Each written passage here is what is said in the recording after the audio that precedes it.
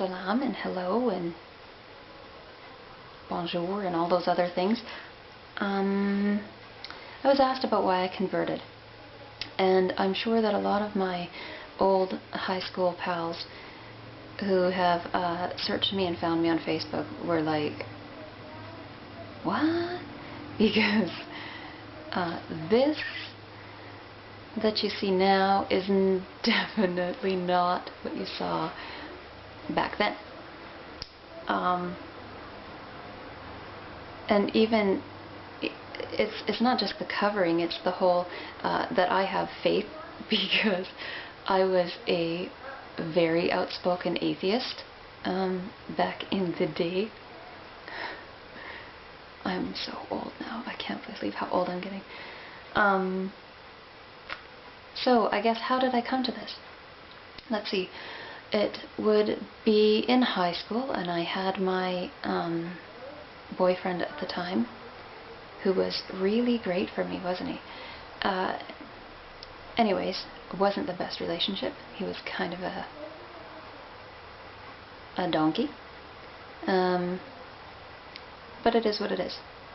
Anyways, then I got pregnant and dropped out, and I gave my baby up for adoption and blamed God for how horrible my life was. So I turned my back on him,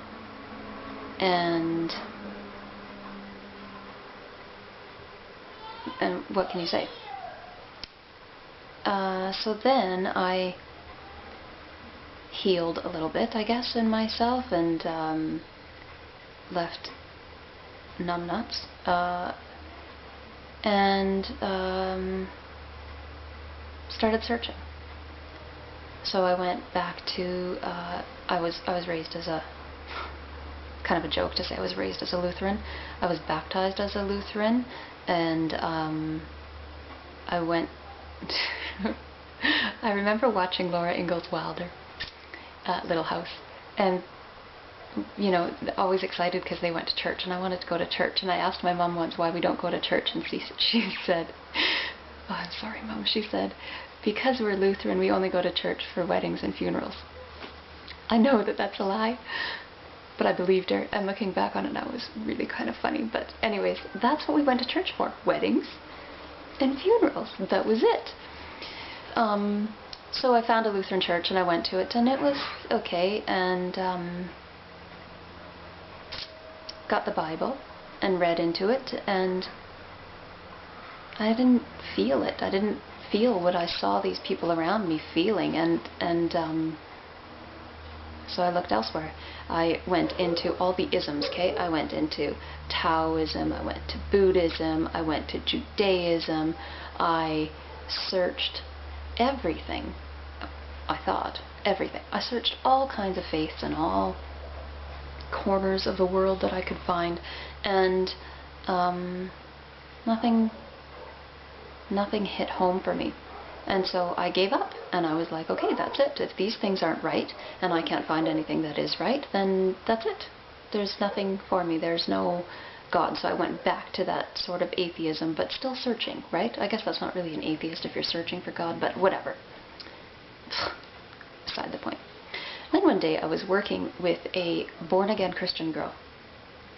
And this is nothing against born-again Christians, but she was one of those born-again Christians that was like, woo-hoo, off-the-wall kooky, okay? And she said, she was talking about it, and I am very good at doing when people are talking to me, because I really, half the time, don't care. Anyways, she was talking to me, and then she said, when I make love to my husband, I'm making love to Jesus Christ. And I was like, what?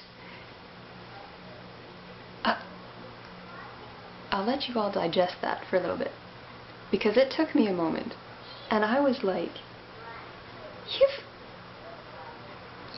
you are off your rocker. You gotta be kidding me. How psycho are you? You're nuts.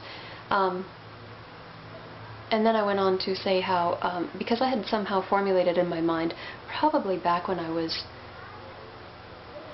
10, 11-ish, that I could not believe that Jesus was the Son of God. He's God. Why does he need a son? He's God. Is he going to die that he needs a son? And Jesus is walking around on earth and eating and pooping, and that's very ungodly to me. So I had that kind of basis in my mind, I guess, to begin with, and so I had said this to her, and she didn't like that, and so we kind of had a spat, nothing like fist fight, just back and forth, right, with my somewhat atheist views against her very strong born-again Christian views. And then along came my boss, who happened to be Muslim, and split us up. But then he took me aside and he said, "You have some interesting ideas. I'm going to bring you some literature." So the next day he came back and I don't know if he went to the mosque or whatever, but he brought some pamphlets about Islam, and I gobbled them up. I could not read them fast enough. And then he brought me back a Quran, and I read it. I didn't read the whole Quran. I read the very first, it's called the opening, Surat al-Fatiha, which is very similar to some of the things, I guess, in Christianity, right? But when you are faced with the truth, it is absolutely undeniable. And that was undeniable to me. I knew. It is literally, what, 6 or 7 verses? Doesn't even take up a quarter of a page. And I knew that I had found the religion that I've been searching for. And then I was scared poopless, because even back then, this was, oh gosh, this was almost 13 years ago. Even back then, Islam was pretty much synonymous with terrorism. And I thought, how can I know that this is the right faith for me when, you know, you're hearing about suicide bombers and hijackers and yada yada yada, right? But the more I studied and the more I read into it, and I certainly didn't just take the information from my boss. I have a brain. I use my brain, and I studied.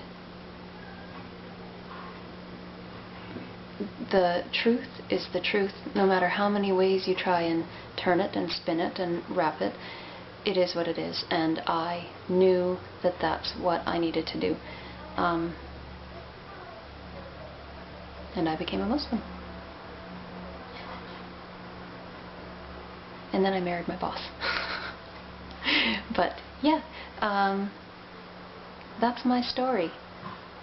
So I hope you all found it interesting, or it answered some questions. If you still have questions, ask them, I'll answer them.